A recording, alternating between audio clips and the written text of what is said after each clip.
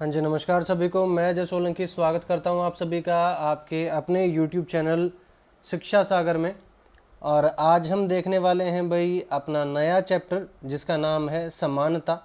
ये आपकी एसएसटी के लिए काफ़ी ज़्यादा काम का रहेगा। जितने भी लोग कह रहे थे कि एसएसटी की सीरीज़ को रेगुलर कीजिए, तो पता नहीं मेरी कोशिश दिख रही है रेगुलर करने की या नहीं दिख रही है, क्योंकि मुझे पता है दिक्कतें तो आ रही हैं। पर कोई बात नहीं, ठीक है, हम कोशिश करते रहेंगे भाई कि रेगुलर रहें और बाकी देखते हैं किस्मत कितना साथ देती है। आप सिर्फ इतना करें कि जब भी क्लास आए तो आप अटेंड ज़रूर करें, नोटिफिकेशन को ऑन कर लें, टेलीग्राम ग्रुप को ज्वाइन कर लें ताकि आपको अलग से भी नोटिफिकेशन मिल जाए। कुछ क्लासेस आपको लाइव की जगह रिकॉर्डेड मिलेंगी, क्योंकि लाइव आने में पिछले कुछ दिनों से बहुत दिक्कत हो रही है। पर कोई बात नहीं, जल्दी ही लाइव भी वापस से शुरू करेंगे। और अब आते हैं अपने आज के टॉपिक पर, समानता मतलब इक्वालिटी। इक्वालिटी क्या होती है भाई? भारत जो एक लोकतांत्रिक देश है, इसमें सभी लोगों को एक नज़र से देखा जाना चाहिए। अगर मैं कम शब्दों में बताऊं तो बस इसी को इक्वालिटी कहते हैं। लेकिन अब इस पॉइंट को बहुत ही अलग तरीके से, मतलब अच्छे तरीके से एक्सप्लेन करके देखेंगे कि इसका अर्थ क्या है। इसका अर्थ ये है कि भारत जो एक लोकतांत्रिक देश है, इसमें सभी को समान अधिकार प्राप्त हैं। जो एक व्यक्ति को प्राप्त है वही दूसरे व्यक्ति को प्राप्त है, और जो दूसरे व्यक्ति को प्राप्त नहीं है वो पहले व्यक्ति को भी प्राप्त नहीं हो सकता। और इस चीज़ पे डिपेंड नहीं करेगा कि कौन किस चीज़ से बिलोंग करता है, सभी को समान रूप से देखा जाएगा। जैसे यहाँ देखिए, अब्दुल रहमान, ये क्या है? ये कारीगर हैं। ये भी किस में लगे हुए हैं? ये भी वोटिंग लाइन में लगे हुए हैं। ठीक। उसके बाद शबनम बानो जो एक गृहिणी है, मतलब क्या है?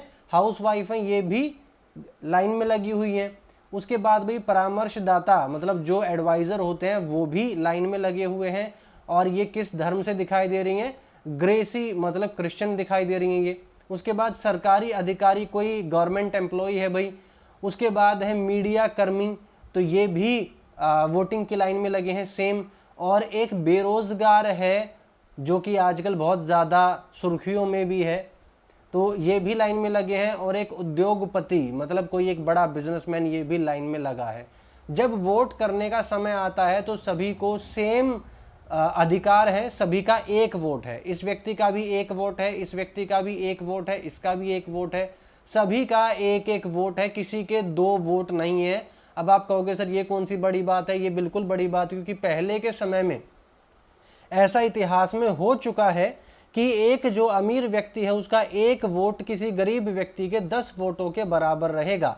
ये कहाँ हुआ था, ये आपको देखना है, आपको ढूंढना है, होमवर्क है आपके लिए। बस इतना बता देता हूँ कि ऐसा हुआ था इतिहास में। आगे बढ़ते हैं। अच्छा, अब यहाँ आप ये देखेंगे कि चाहे कोई मेल है चाहे कोई फीमेल है, सभी को बराबर अधिकार है। पहले ऐसा भी क्या था? नहीं था। पहले सिर्फ आदमियों को वोट देने का अधिकार था, महिलाओं को नहीं था। लेकिन अब सभी को सेम अधिकार है। आगे बढ़ते हैं भाई। तो यहां मैंने आपको यह बताया कि वोटिंग का अधिकार जो है वो सबको सेम है। मताधिकार की समानता है भारत में। आगे बढ़ते हैं, नेक्स्ट देखते हैं भाई। और बाकी आपको उम्र तो सभी को भाई पता ही होगी, आप लोग भी वोट डालते होंगे। 18 साल जो उम्र है वो एक नॉर्मल उम्र है जब व्यक्ति को मतदान का मतलब मताधिकार मिल जाता है। अब आगे बढ़ते हैं। अब आप ये कहेंगे कि असमानता कहाँ है? फिर मैं कहूँगा अखबार में। अखबार में कहाँ है?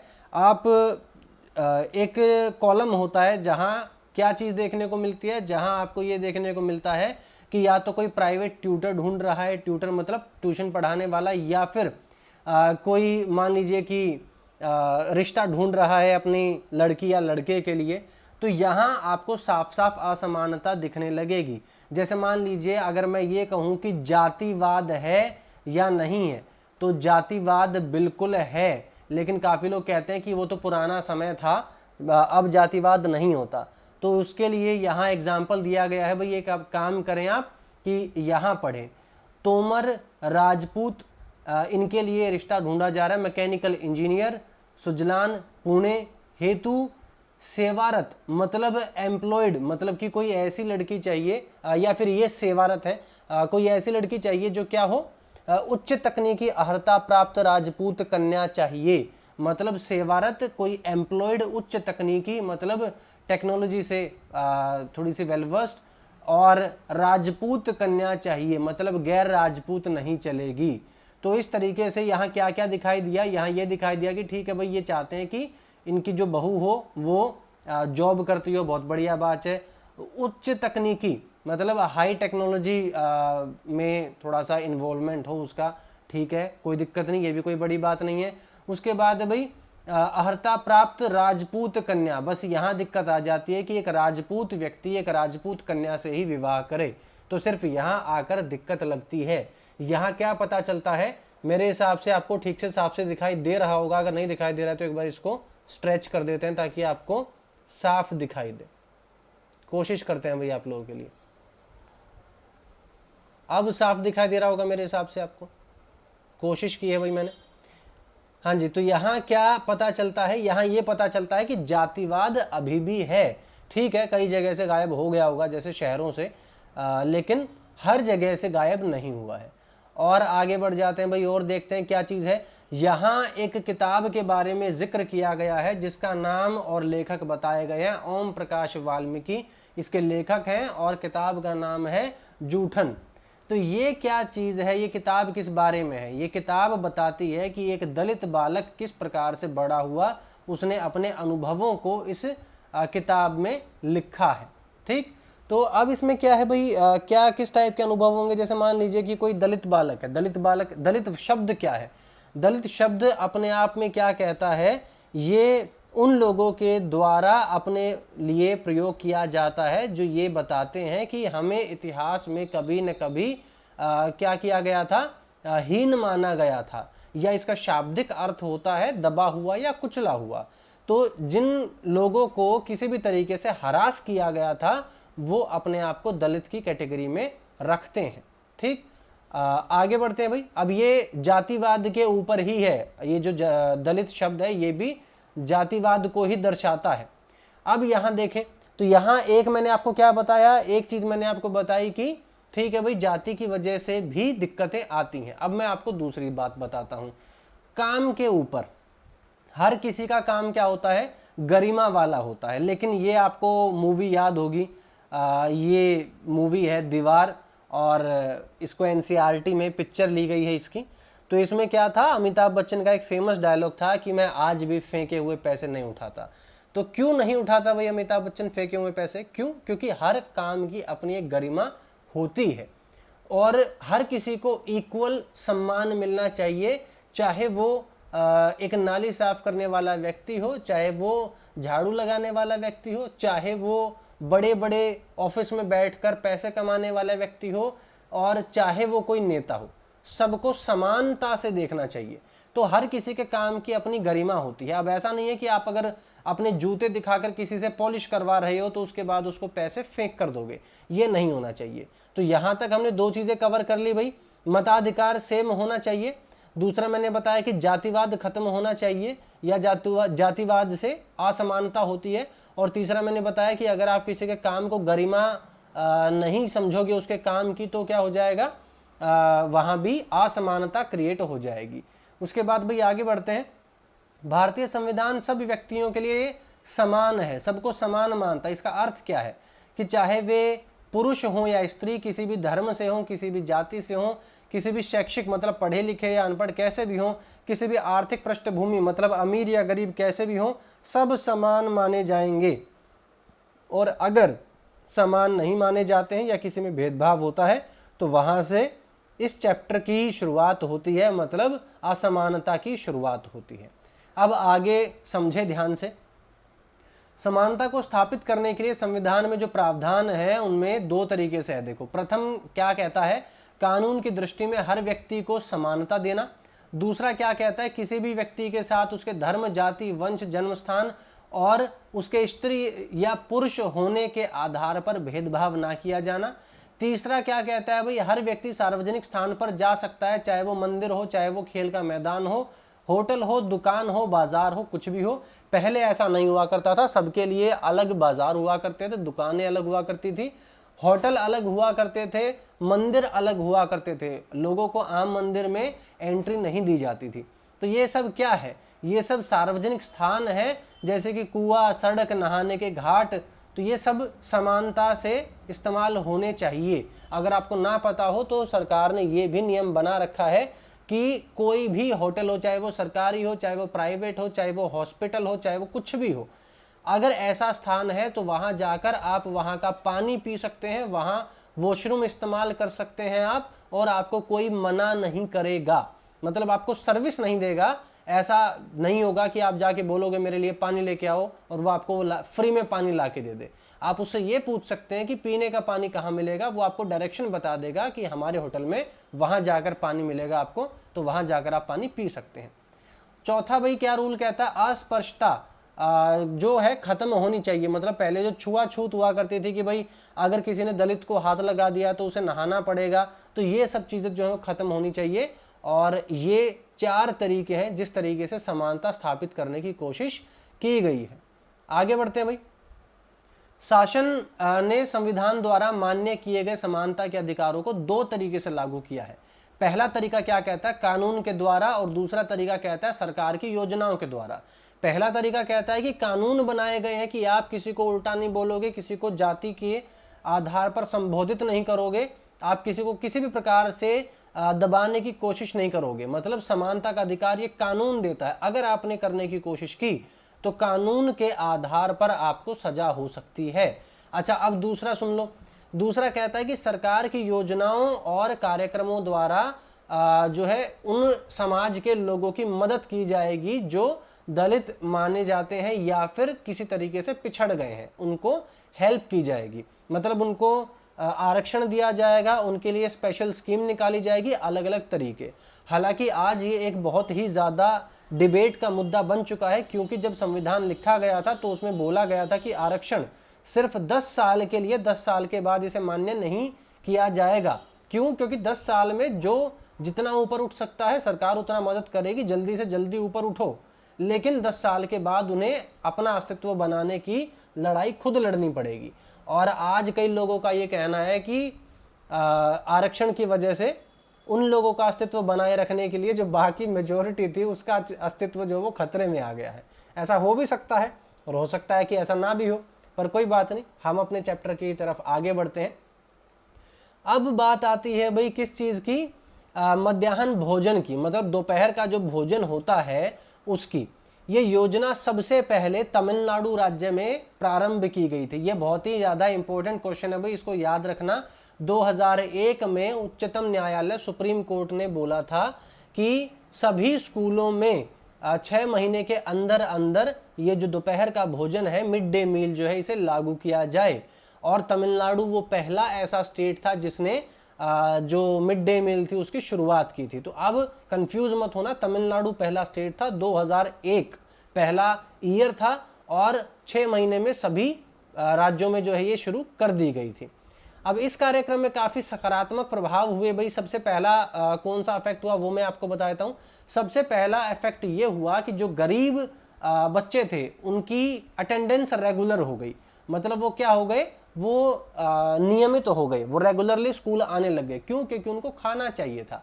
पहले क्या हुआ करता था कि बच्चे जो थे वो खाना खाने घर भाग जाते थे दोपहर में, और उसके बाद घर वापस मतलब स्कूल वापस आते ही नहीं थे।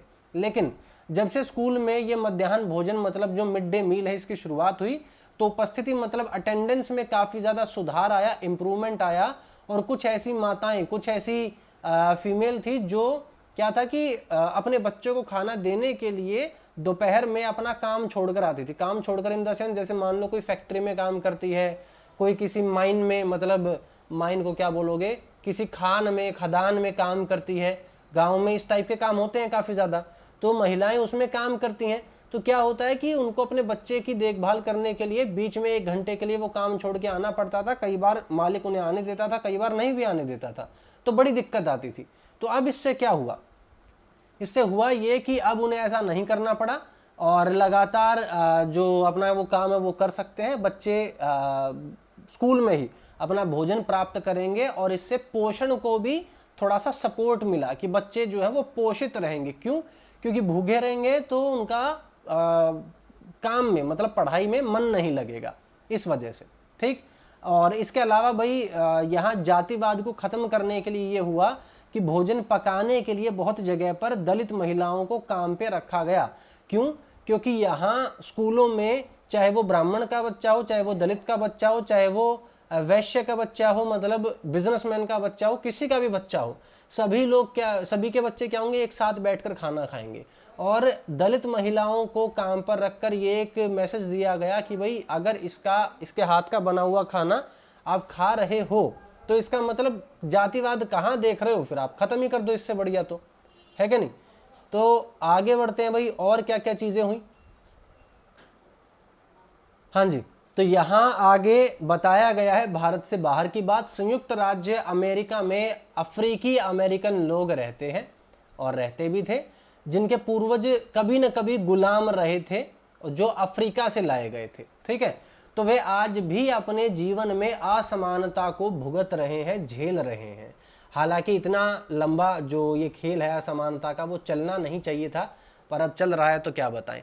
तो 1950 के अंतिम दशक में अफ्रीकी अमेरिकी को समान अधिकार दिलाने के लिए एक आंदोलन हुआ था। कब? 1950 में। तो इससे पहले अफ्रीकी अमेरिकन जो थे वो संयुक्त राज्य में काफ़ी ज़्यादा असमानता का व्यवहार झेलते थे। जैसे मान लीजिए कि बस है तो उन्हें सबसे पीछे बैठना पड़ेगा, और अगर कोई दूसरा आ गया, कोई गोरा व्यक्ति आ गया, तो उन्हें अपनी सीट से उठ जाना पड़ेगा। तो ये दिक्कतें बहुत ज़्यादा हुआ करती थी। आगे बढ़ते हैं भाई और देखते हैं यहाँ कुछ इंपॉर्टेंट चीज़ें। अफ्रीकी अमेरिकन के साथ असमानता को देखते हुए नागरिक अधिकार आंदोलन हुआ, जिसे क्या कहते हैं, सिविल राइट मूवमेंट कहते हैं।